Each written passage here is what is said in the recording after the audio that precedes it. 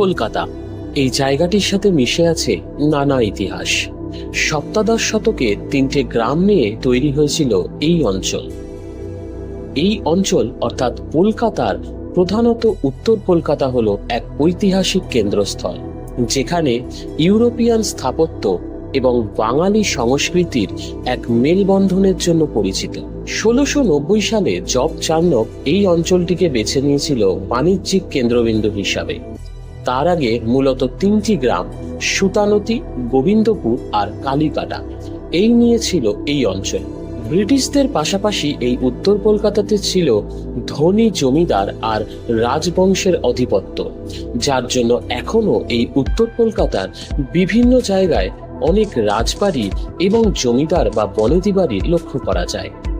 দেশের স্বাধীনতার কেন্দ্রবিন্দু ছিল একসময় কলকাতার বিভিন্ন অংশ। উত্তর কলকাতার নানান গলিগালাগুলো মধ্যে লুকিয়ে আছে আজও প্রচুর রহস্য। শুধু রাজপরিবার বা বিপ্লবী নয়, কলকাতার সাথে জুড়ে আছে বহু প্রাচীন ধর্মীয় এবং আধ্যাত্মিক ক্ষেত্র। আজকের এই ভিডিওর মধ্যে দিয়ে কলকাতার বাগবাজারের এইরকমই 2টি ধর্মীয় ক্ষেত্র তুলে ধরেছি। একটি হলো মায়ের বাড়ি অর্থাৎ মা শারদার বাড়ি, এবং অপরটি হলো বাগবাজারের চৈতন্য গৌড়ীয় মঠ। তাহলে চলুন ভিডিওটা শুরু করা যাক।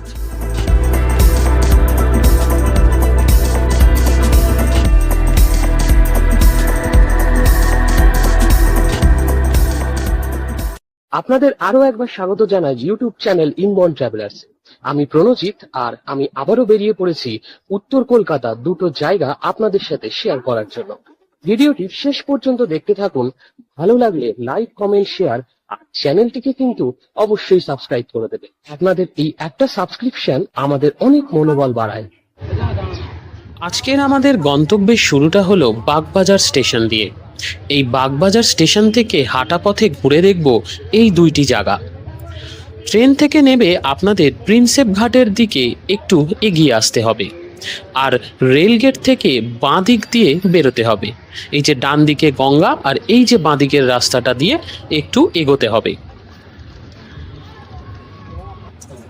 এই রাস্তা দিয়ে এগিয়ে আসলে এই চৌমাথার মোড়টা পড়বে। এখান থেকে সোজা 2 মিনিটের হাঁটা পথ হলো আমাদের আজকের প্রথম গন্তব্য গৌড়ীয় মঠ।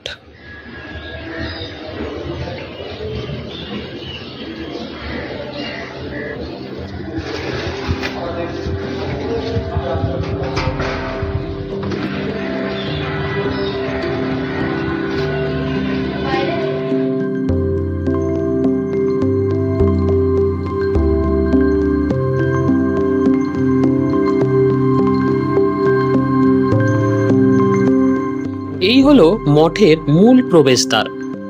মঠে প্রবেশ করে বাঁদিকে রয়েছে এক এক করে অনুসন্ধান কেন্দ্র, গ্রন্থাগার ইত্যাদি, আর ডান দিকে রয়েছে এই সুন্দর কারুকার্যটি, আর তার একটু পরেই রয়েছে তুলসী মঞ্চ। অনুসন্ধানের পাশের দরজা দিয়ে প্রবেশ করলেই রয়েছে নাট মন্দির এবং মূল মন্দির, যেখানে বিরাজ করছেন শ্রীকৃষ্ণ। এই সব কিছুই আপনাদের সাথে শেয়ার করব, আর সাথে শেয়ার করব এই মঠের বেশ কিছু ইতিহাস। উত্তর কলকাতার বাগবাজারের হুগলি নদীর তীরে 16A কালীপ্রসাদ চক্রবর্তী স্ট্রিটে অবস্থিত এই মঠটির প্রতিষ্ঠাতা হলেন ভক্তি সিদ্ধান্ত সরস্বতী ঠাকুর। 1928 সালে এই মঠের ভিত্তিপ্রস্তর স্থাপন করা হয় এবং 1930 সালের 5ই অক্টোবর এই মঠের আনুষ্ঠানিক উদ্বোধন করা হয়েছিল। বর্তমান বাংলাদেশের বরিশালের এক ভক্ত শ্রী জগবন্ধু দত্ত এই জমিটি দান করেছিলেন মঠ তৈরি করার জন্য। এই মঠটি গৌড়ীয় মঠের সদর দপ্তর এবং প্রকাশনা ও বিশ্বব্যাপী প্রচারের এক প্রধান কেন্দ্রবিন্দু হয়ে উঠেছিল। এই মঠের কাছ থেকেই গৌড়ীয় বাংলা সাপ্তাহিক পত্রিকাটি প্রকাশিত হতো। 1937 সালে ভক্তি সিদ্ধান্ত সরস্বতী ঠাকুরের মৃত্যুর পরে এই প্রতিষ্ঠান 2টি ভাগে বিভক্ত হয়ে যায়। একটি হলো শ্রী চৈতন্য মঠ এবং অপরটি হলো গৌড়ীয় মিশন। বাগবাজারের এই মঠটি গৌড়ীয় মিশন দ্বারা পরিচালিত হয় এবং গৌড়ীয় মিশনের প্রধান কার্যালয় হলো এই মঠটি। মূল মন্দিরের ওপরে রয়েছে 9টি গম্বুজাকৃতির চূড়া, যা প্রতিটি মঠেই লক্ষ্য করা যায়। নাট মন্দিরে নাম কীর্তন এবং ধার্মিক সকল ধরনের অনুষ্ঠানগুলো পালন করা হয়। এই মঠে রয়েছে একটি মিউজিয়াম আর রয়েছে সরস্বতী ঠাকুরের বাসস্থান।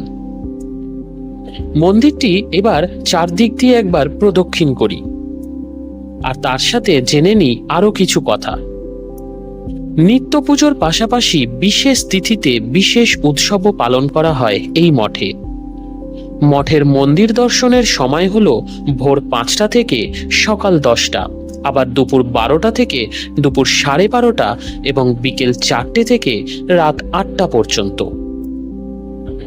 এই মন্দিরে দৈনিক ভোগ প্রসাদের ব্যবস্থাও আছে, যার মূল্য হলো 80 টাকা। আপনারা চাইলে এই মন্দিরে থাকতেও পারেন, তার ব্যবস্থাও আছে। এই মন্দির আর নাট মন্দিরের চারিপাশ দিয়ে থাকার ব্যবস্থা আছে।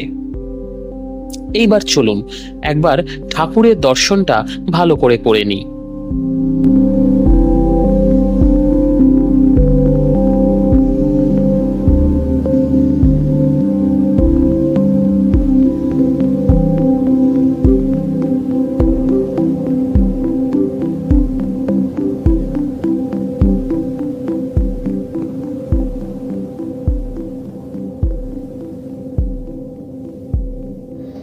কোনো একদিন সকালে বাগবাজারের এই মঠে চলে আসুন, পুজো দেখুন, ভোগ প্রসাদ গ্রহণ করুন এবং বেশ কিছুটা সময় কাটিয়ে তারপর চলে আসুন মায়ের বাড়ি।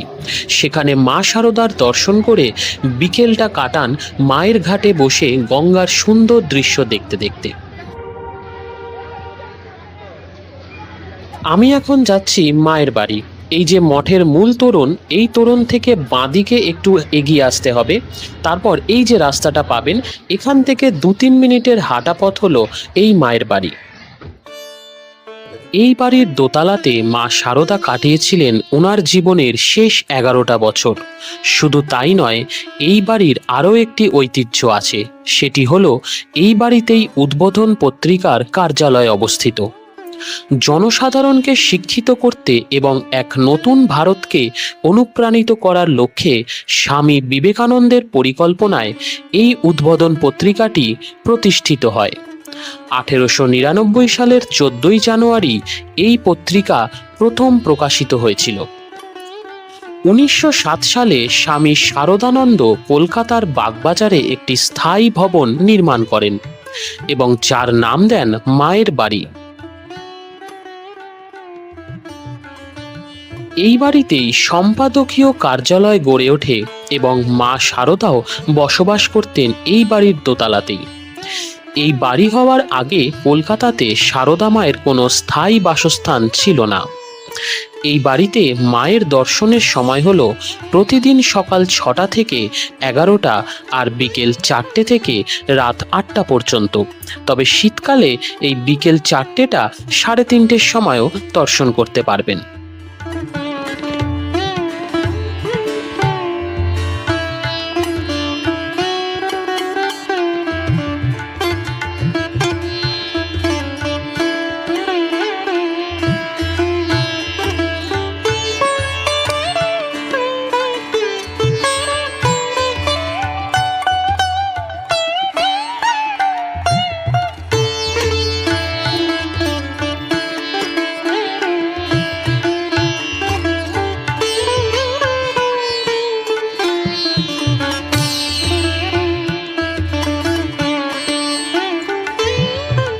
এই ঘাটটি হলো মায়ের ঘাট।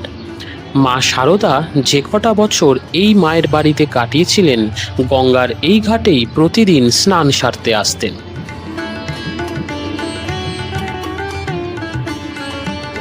আজকের ভিডিওটা এই পর্যন্তই। যদি ভালো লেগে থাকে তাহলে লাইক, কমেন্ট আর শেয়ারটা কিন্তু অবশ্যই করে দেবেন।